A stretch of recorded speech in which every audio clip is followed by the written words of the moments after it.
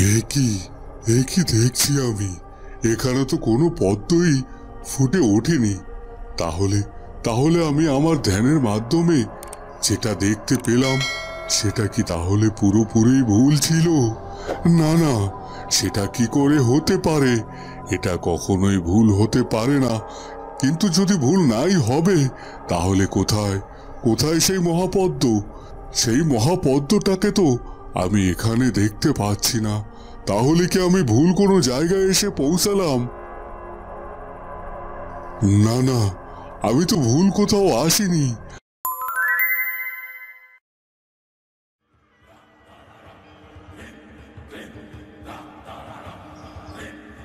এ কি করলেন ঋষিবর? আপনি ফুলটিকে এখনই ওই পদ্ম পুকুর থেকে উঠিয়ে নিলেন, কিন্তু এই পদ্ম ফুলটি তো এখনো প্রস্ফুটিত হয়নি। এ কি ঋষিবর আমার কথার উত্তর না দিয়ে হঠাৎ করে এভাবে কোথায় চললেন? আর তাছাড়া ওই পদ্মটি প্রস্ফুটিত হওয়ার আগেই কেন ওটাকে তুলে নিলেন, নিজের কাছে নিয়ে নিলেন, সেটাই তো বুঝতে পারছি না। আমার তো মনে হচ্ছে এর মধ্যেই নিশ্চয়ই বড় কোনো কারণ আছে, আর সেটা আমাদেরকে জানতে হলে এক্ষুনি আমাদেরকে ঋষিবরকে অনুসরণ করে এগিয়ে যেতে হবে।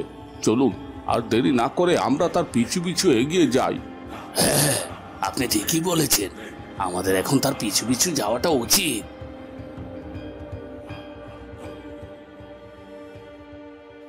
কি হলো কি যামিনী, তুমি এখনো তোমার কক্ষে আছো? আমি সেই কখন থেকে তোমার জন্য অপেক্ষা করে যাচ্ছিলাম। দুঃখিত রানীমা, আসলে আমি অনেকটা সময় আগে আপনার কাছে যেতাম, কিন্তু আজ আমার শরীরটা বড্ড খারাপ লাগছিল, তাই আর কি একটু বিশ্রাম নিচ্ছিলাম। তোমার শরীর খারাপ লাগছিল? তাহলে তোমাকে এখন কোথাও যেতে হবে না।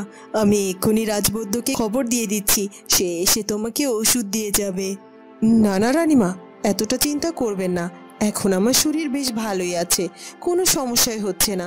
আর তাছাড়া আমি এক্ষুনি আপনার সাথে দেখা করার জন্যই বের হচ্ছিলাম। যামিনী, সব কিছু ঠিক আছে, কিন্তু তোমার সুস্থতা অসুস্থতা তো তোমার নিজেকে লক্ষ্য রাখতেই হবে, তাই না? আর তাই তুমি বিশ্রাম করো, আমি গিয়ে বরং সব কাজ নিজের হাতে করে নিচ্ছি। না না রানীমা, এইটুকু কাজ থেকে আমাকে এভাবে বঞ্চিত করবেন না। আজ অরুণের জন্মদিন, আমি যদি অরুণের জন্মদিনে একটু কাজ নিজের হাতে না করতে পারি তাহলে আমার নিজের কাছে ভালো লাগবে না। তাই আমি আপনার সাথে যেতে চাই, আর না করবেন না দয়া করে। কি বলছো কি দাসী? আমার কক্ষে আসার আগেই ওই যামিনীর কক্ষে গিয়েছে রানীমা? না না না, রানীমা এটা মোটেও ঠিক করেনি। শুধু কি রানীমা সেনাপতি পত্নীর কক্ষে গিয়েছে নাকি? দেখলাম সেনাপতি পত্নীর কক্ষে সেনাপতি পত্নীর সাথে কেমন হেসে হেসে কথাও বলছে, আর তাছাড়া ওনারা আপনার নাম নিয়েও যেন কি যেন বলা বলি করছিল। কি বলছো কি? ওরা আমার ব্যাপারে কথা বলছিল?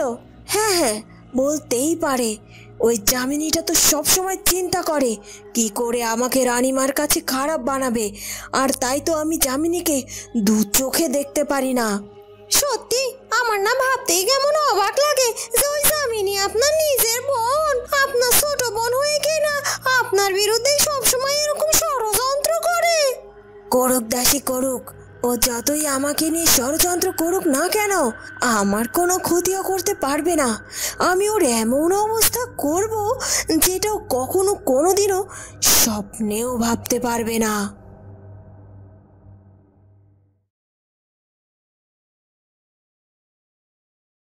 আরে শোনো, আমার ভুল হইছে, আমায় তুমি ক্ষমা কইরা দাও। তারপরও তুমি এভাবে রাগ কইরা থাইকো না। চলো দুইজনে একসাথে আজকে বের হমু, তারপরে একসাথে সাপ খেলা দেখামু। ইস, এখন আবার আইসে আমার মান ভাঙানোর জন্য, কিন্তু আমি তোমার কোনো কথাই শুনবো না।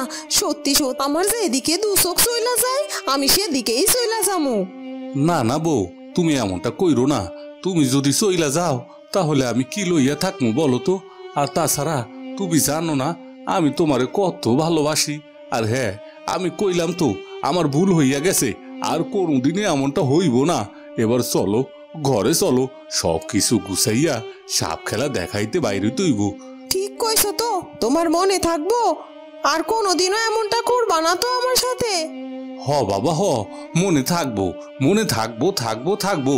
এই তো তীর সত্যি করলাম, এবার ঘরে চলো। এ কি, তুমি কি শুনতে পাইতাছো? ওদিকে চিৎকার চেঁচামেচি শব্দ হচ্ছে, মনে হচ্ছে কেউ কারোর জন্য আর্তনাদ করে কাঁদছে গো। হ হ, তুমি ঠিকই কইছো। তাহলে কি আবার আমগো গ্রাম থেকে কেউ হারাইয়া গেল?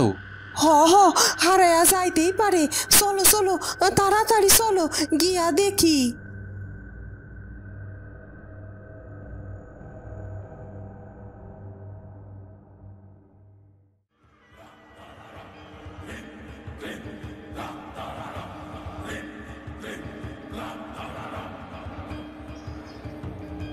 আপনি এখানে এইভাবে পাহাড়ে কেন এলেন? এখানে কি কাজ থাকতে পারে আপনার? শান্ত হও, এত অধৈর্য হইও না। আমি বিশেষ একটি কারণে এই পাহাড়ে এখানে এসেছি, আর কিছুক্ষণের মধ্যে তোমরা সেই কারণটা জানতে পারবে। আমাদের ক্ষমা করবেন ঋষিবর, আসলে আমরা কৌতূহল বশত আপনাকে অনেকগুলো প্রশ্ন করে ফেলেছি। এটা আপনাকে করা উচিত হয়নি। আমাদেরকে ক্ষমা করবেন, কারণ আপনি যেটা করবেন অবশ্যই ভেবেচিন্তে করবেন। এটাই তো আমাদের আরো আগেই বোঝা উচিত ছিল, আর এই জন্য আমরা দুজনে আপনার কাছে ক্ষমা প্রার্থী। তোমরা যেটা করেছো কৌতূহলের বশবর্তী হয়েই করেছো, এতে আমি কোনো রাগ করিনি। তবে কিছুক্ষণের মধ্যে আমি তোমাদেরকে সব কিছু জানাতে পারবো। ওই দেখো, আকাশে সূর্যটাকে দেখতে পাচ্ছ?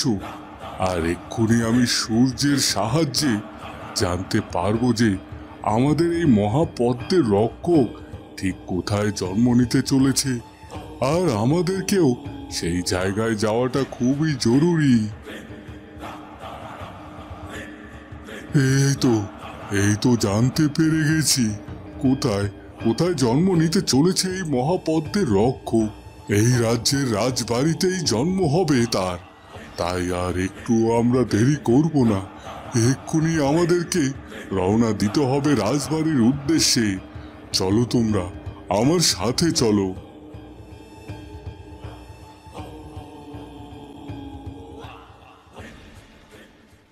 কি হলো কি সেনাপতি মশাই, কোথায় চললেন? এ কি মন্ত্রী মশাই, আপনি? আসলে মহারাজ আমাকে একটু তলব করেছিলেন, তাই তার সাথে একটু দেখা করার জন্য যাচ্ছিলাম।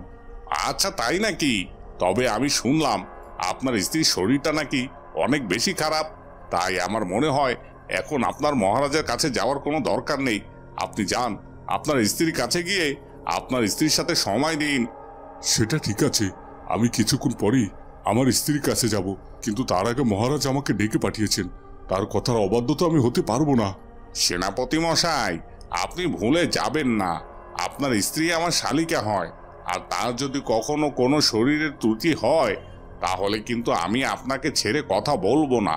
তাই বলছি, কথা না বাড়িয়ে আপনি আপনার স্ত্রীর কাছে যান, আমি মহারাজকে গিয়ে জানিয়ে দেব আপনার কথা। ঠিক আছে মন্ত্রী মশাই, আপনি যেহেতু বলছেন, তাহলে আমি আমার স্ত্রীর কক্ষে যাচ্ছি। আপনি দয়া করে মহারাজকে বলবেন যে আমি তার সাথে দেখা করার জন্য যাচ্ছিলাম।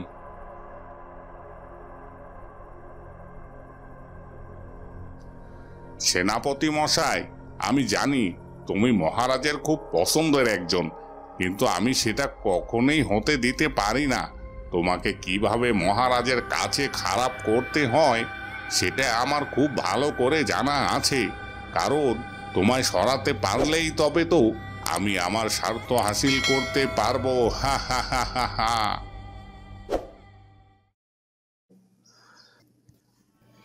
বাহ, আজকে আমাদের রাজপুত্রকে দেখতে ভারী সুন্দর লাগছে তো। রাজকুমার, আজ তোমার জন্মদিন, আর আজ তোমার কেমন লাগছে শুনি? আমার ভালো লাগছে না ভালো মা। কিন্তু কেন রাজপুত্র, তোমার জন্মদিনে এত সুন্দর করে সবকিছু সাজানো হয়েছে, তারপরও তোমার কেন ভালো লাগছে না? তোমার কি কোনো কিছুতে মন খারাপ? হ্যাঁ হ্যাঁ, আমার মন খারাপ, কারণ এই রাজবাড়িতে আমার সঙ্গী আর সাথে খেলা করার মতো কেউ নেই, আর তাই আমার কিছু ভালো লাগে না। ও আচ্ছা, এই ব্যাপার। ঠিক আছে রাজকুমার, তুমি মন খারাপ করো না, তাড়াতাড়ি তোমার খেলার সঙ্গে আসতে চলেছে, তখন তুমি তার সাথে খেলবে, কেমন? সত্যি এই যামিনীর নাটক দেখলে আমার গা পিত্তি চলে যায়। যামিনী, তুই যতই চেষ্টা করিস না কেন তোর সন্তানকে রাজপুত্রের ভালো বন্ধু বানিয়ে তোলার, আমি তো সেটা কিছুতেই হতে দেব না।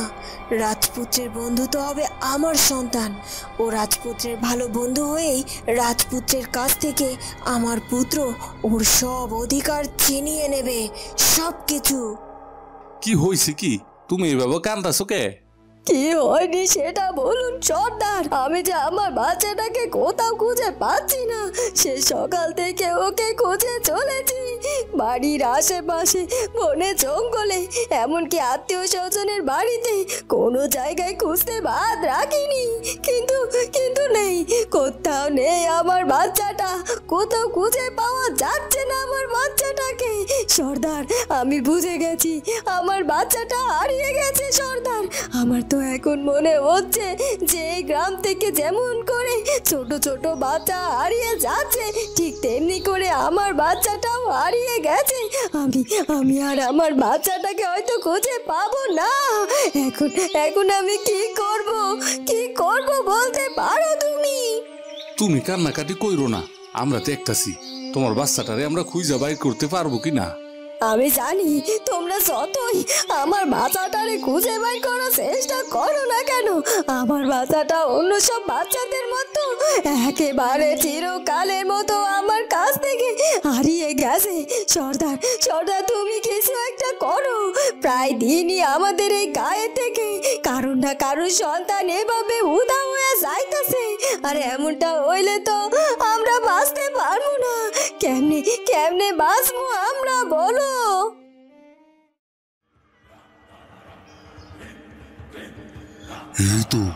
এই তো আমরা অবশেষে রাজপ্রাসাদের সামনে এসে হাজির হয়ে গেছি। এবার আমাদের এক্ষুনি রাজপ্রাসাদের ভেতরে প্রবেশ করতে হবে। বুঝতে পেরেছি ঋষিবর, কিন্তু আমি আপনার কাছে একটা কথা জানতে চাইছি। সেটা হলো, আমরা কেন এত তাড়াহুড়ো করে আজই এভাবে রাজপ্রাসাদে ছুটে এলাম? তাহলে কি এর কোনো কারণ আছে? হ্যাঁ, কারণ তো অবশ্যই আছে। আর সেই কারণটা হলো, আজ থেকে 3 মাস পরে এক রাত্রি দ্বীপ প্রহরে এক মহাতিথি রয়েছে। আর সেই রাতের মহাতিথি লগ্নে এই মহাপদ্মের রক্ষক জন্ম নিতে চলেছে। আর তার জন্মের পরই যে তার সাথে আমাদের সাক্ষাৎ করতে হবে। আর তাই আজ আমি তাকে আশীর্বাদ করার জন্য এসেছি, যেন তার পৃথিবীতে আসার আগ পর্যন্ত কেউ তার কোনো ক্ষতি না করতে পারে। আর ওর এই পৃথিবীতে আসার আটকানোর জন্য অনেক অশুভ শক্তি অনেক কিছুর ক্ষতি করতে পারে। আর সেজন্যই আমি ওকে আশীর্বাদ করতে চাই, যেন ও সুরক্ষিত থাকে ওর জন্মের আগ পর্যন্ত। হ্যাঁ ঋষিবর, আপনি ঠিকই বলেছেন। আমাদের এই মহাপদ্মের রক্ষক আমাদের এই পৃথিবীতে আসার আগ পর্যন্ত তাকে যে আমাদেরই সুরক্ষিত রাখার চেষ্টা করতে হবে। চলুন ঋষিবর, আর দেরি করব না, আমরা এক্ষুনি রাজপ্রাসাদের ভিতরে প্রবেশ করি। বন্ধুরা, কি হতে চলেছে এরপর সেটা জানবো আমরা পদ্মলতা গল্পের পরবর্তী পর্বে। আর আমাদের আজকের ভিডিওটি ভালো লাগলে অবশ্যই আমাদের চ্যানেলটিকে সাবস্ক্রাইব করে দিও। দেখা হবে নতুন পর্ব নিয়ে। ধন্যবাদ।